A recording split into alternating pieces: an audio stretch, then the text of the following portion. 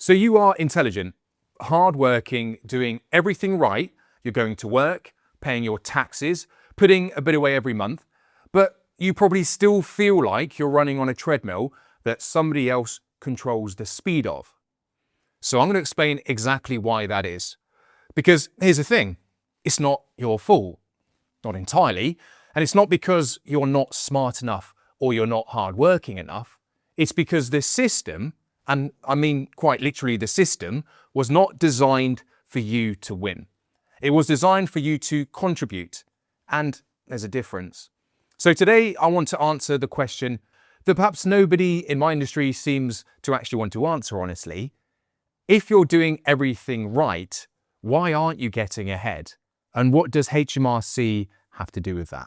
Now, there's some really interesting academic research on this. A study widely reported ran a simulation with thousands of individuals, all with different levels of intelligence, work ethic, and social skills. They ran it over and over again.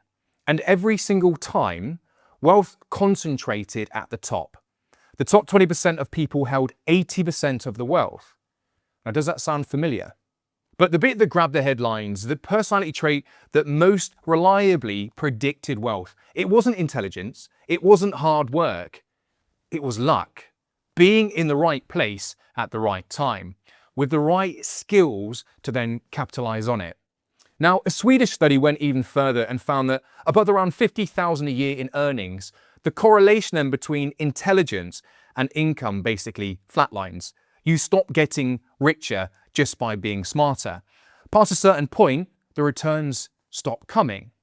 And here's where I want to bring in something that the study didn't quite touch on. In the UK, past that same threshold, HMRC starts taking 40% of every additional pound that you earn. So the harder you work past that point, the more of it goes to the Treasury. You're quite literally being taxed on your ambition. The system doesn't just stop rewarding intelligence at that level, it actively starts penalizing effort. So let's talk about why smart, hardworking people in this country specifically struggle to build wealth. Because it's not random, it's structural. The UK tax system is extraordinarily good at one thing, taxing income, taxing the act of going to work and getting paid for it. Income tax, national insurance, student loan repayments, it all hits before you, me, see a penny. And here's what most people don't really get told. Wealth, and that's actual wealth, the kind that compounds and grows, it's mostly not built through income at all. It's built through assets, and assets are taxed very differently. Now, I've spoken before on this channel about the buy, borrow, die strategy. If you haven't watched it, you can go and do that. But the short version is this. The wealthiest people in this country don't earn big salaries. They own things, property, businesses, investments, and those things grow in value largely untouched by HMRC. So the question isn't really, why aren't I rich? The real question is, why does the system make it so much harder for people who earn money through work than for people who earn money through ownership? And the answer is because that's how it was built. Now let's layer on something on top of this, because this is the part that makes me genuinely frustrated. Since 2021, income tax thresholds have been completely frozen. And that's the amount that you earn before you hit that 20%, before you hit that 40% threshold. They're frozen. And they're staying frozen until at least 2028. So that's a total 7 years. Now, wages have gone up, not by much, but bit by bit, inflation has absolutely gone up. And the result is that every year, hundreds of thousands of people are quietly crossing into higher band tax brackets without a single rate actually changing. And this is fiscal drag. And it is pretty much the most efficient, most invisible tax rise the government will ever deploy, because they don't actually have to do anything. Inflation does the work for them. Now, back to the research on luck, because this is where it gets very interesting. The study I mentioned earlier showed that lucky events only benefited people who already had the skills to act on them. So basically, someone gets a lucky break, an opportunity, that connection, at the right moment, and whether they benefit from it depends entirely on whether they're prepared or not. And kind of in the financial context, preparation means one thing above anything else: understanding money, understanding how the tax system works, what it incentivizes, what it punishes, and what you can actually do about it. Because the reality actually is most people in this country have no idea, and I mean genuinely no idea, how the tax system is structured against them. They don't know what their effective net tax rate is. They don't know enough about what fiscal drag is doing and the price that they pay. They don't know the difference between how income is taxed versus how capital growth is taxed. And they certainly don't know, typically, how borrowing against an asset creates, in a lot of cases, zero tax liability, while selling that same asset could cost you 20 or 40%. They don't know any of this, not because they're not intelligent, but because nobody taught them. And the system, quite frankly, benefits from them not knowing. Now, the people who get lucky breaks and actually convert them into generational wealth, they're not always smarter, but they almost always have better financial structures in place to receive that opportunity. They have the right business structure. They have the right accountants or other finance professionals who actually think in financial and tax strategy. They know what a taxable event is and how to avoid creating one unnecessarily. Now, financial literacy is something that this country isn't great at. And in a country with a tax system that is complex and aggressive, that ignorance can be very expensive. So let me put this as plainly as I can. The gap between the wealthy and everybody else in the UK is not primarily a gap in effort or intelligence. It's a gap in how income is sourced and how structures are used legally to reduce tax on that income.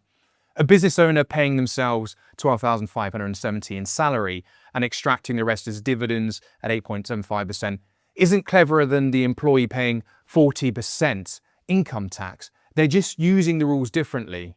A landlord who refinances a property rather than selling it isn't smarter than the person who sells an investment and pays 24% in capital gains. They just understand that refinance isn't a taxable event and the sale is. Now, these aren't loopholes. They're the rules. They're just not the rules that anyone else explains to people who earn a salary and shop at Tesco on the weekend. And look, I pay my taxes, every penny I'm legally entitled to pay, but I also know what I'm legally required to pay, which is a different thing entirely.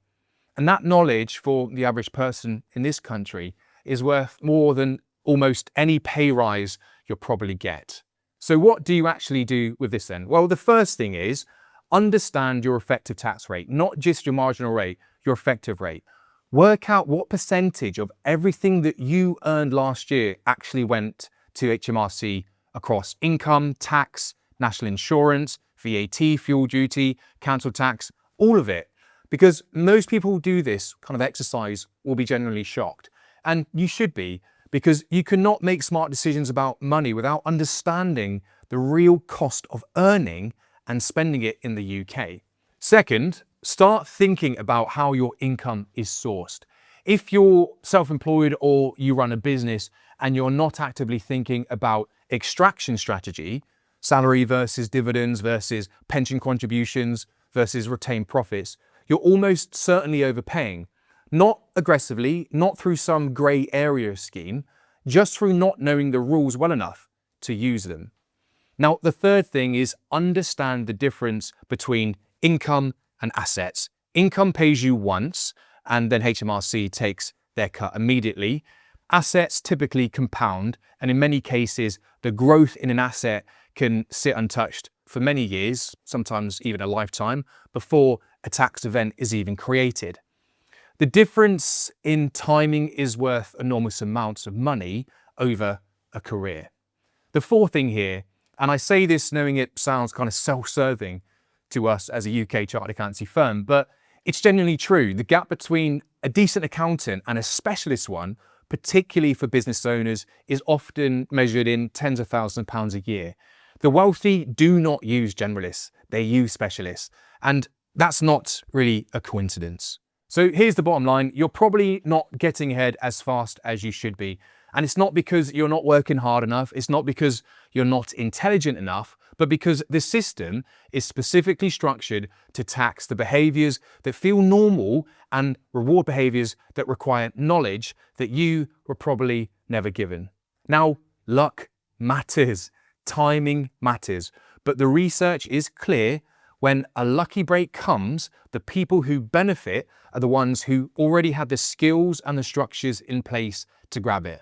Now, in the UK in 2026, these structures are almost entirely about tax, about understanding where HMRC can reach you and where legally it cannot. That's what this channel is all about. If this made sense to you and you want more of it, please do subscribe. We'll be here. And if you're a business owner or you're self-employed and you think you might need an accountant, the link is in the description. Thanks a lot for watching, and I'll see you again very soon.